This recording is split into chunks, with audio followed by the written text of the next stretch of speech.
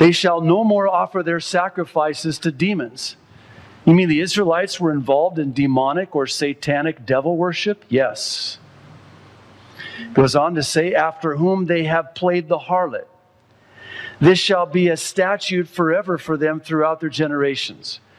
Also, verse 8, you shall say to them, whatever man of the house of Israel, or of the strangers who dwell among you, who offers a burnt offering or sacrifice, and does not bring it to the door of the tabernacle of meeting to offer it to the Lord, that man shall be cut off from among his people. Again, this is how I want to be worshiped. This is the way I want to be worshiped. This is where I want to be worshiped. And I will forbid you from continuing to worship demons as you have heretofore. You bring it to the tabernacle. You bring the sacrifice to the Lord. It has to come to and through the high priest. And you're going to stop worshiping demons. Or if you continue to worship in the way that the Egyptians worshipped, you will be cut off from your people. Verse 10.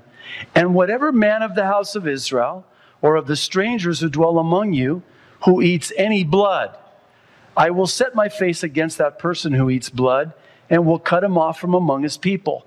For the life of the flesh is in the blood.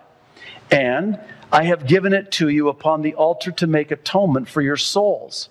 For it is the blood that makes atonement for the soul. Therefore, verse 12, I said to the children of Israel, no one among you shall eat blood, nor shall any stranger who dwells among you eat blood.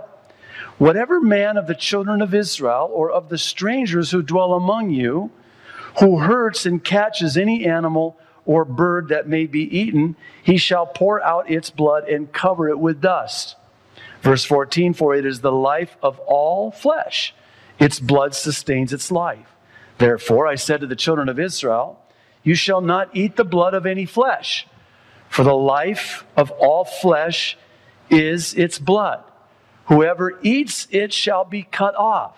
And, verse 15, every person who eats what died naturally or what was torn by beasts, whether he is a native of your own country or a stranger, he shall both wash his clothes and bathe in water and be unclean until evening. Then he shall be clean, but, verse 16, if he does not wash them or bathe his body, then he shall bear his guilt. And that's the end of the chapter. Let's close in prayer. Aren't you glad you came to Bible study tonight? What a great chapter. I know you can't wait to go and write one of these verses and put it up on your refrigerator as a life verse. I mean, what in the world? What could this possibly mean to me? How does this chapter apply to me? Well, I'm so glad you asked. The Lord is addressing the pagan practices of the people because they were involved in certain satanic rituals. Well, Pastor, you're talking to the church here. We're believers. Surely that's not what we're doing. Really?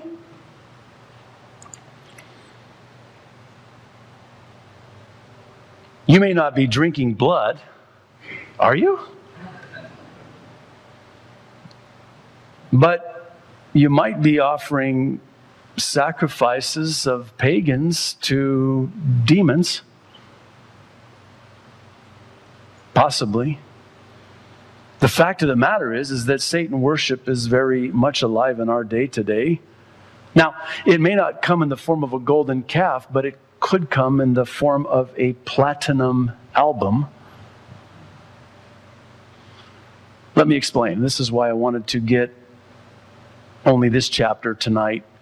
The last time I taught through the book of Leviticus, I took 17 and 18 together, but I really sensed that the Lord had a word tonight that He wanted spoken.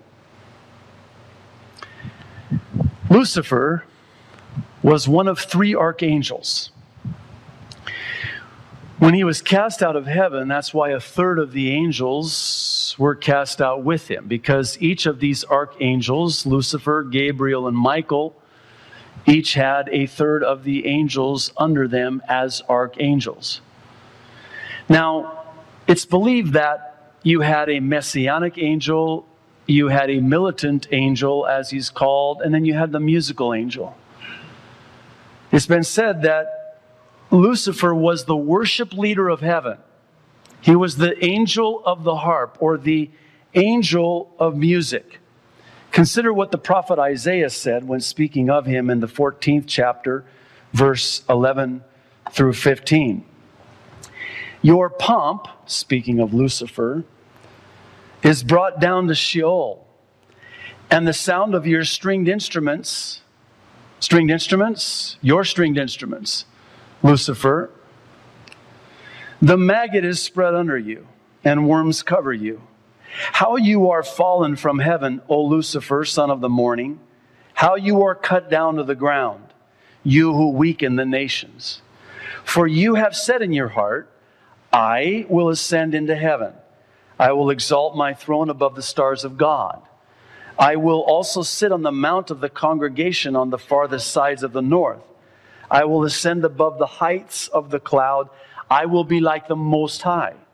Yet you shall be brought down to Sheol, to the lowest depths of the pit. See, what happened was Lucifer, as the worship leader, became proud. And he exalted himself. And he wanted the worship for himself. Satan, from the beginning, has always desired to be worshipped. And he does get his worship. Now, here on earth, when he was cast down to the earth, Ezekiel 28:13 says, you were in Eden, the garden of God. Every precious stone was your covering. The sardius, topaz, and diamond, beryl, onyx, and jasper, sapphire, turquoise, and emerald with gold. The workmanship of your timbrels and pipes, musical instruments, was prepared for you on the day you were created. Because, Lucifer, you were created to worship. I'm about to make a statement that I'm sure maybe most, I hope, if not all of you are familiar with, but do you realize that you and I were created to worship God? Do you realize that when we're with Him for all eternity, you know what we're going to be doing? We're going to be worshiping Him for all eternity. My goodness, are we ever going to get tired? No way. The creations are before the throne day and night, singing, worshiping Him. Worthy, worthy, worthy. He's going to be worshiped. We're going to worship Him. He created us to worship Him. I'm going to take it a step further. You and I have to worship. We have to, because that's how we are wired. That's how our Creator created us. He created us to worship. You're all familiar with that Bob Dylan song. You got to serve somebody. It's either it's either God or it's the devil. But you've got to worship somebody. You're either going to be worshiping God or you're going to be worshiping the devil, but you're not going to be worshiping both. You cannot. You cannot serve two masters. You'll either serve the one and hate the other.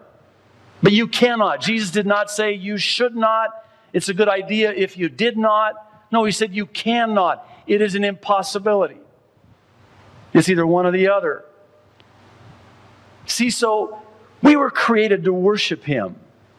And one of the ways that we express His worthship, which is where we get the word worship, worthy-ship, He is worthy of our worthy-ship, worth-ship, you see. One of the ways that we do that is through music. What we just did here before the study tonight, we worshiped Him using music. Now, there's a problem.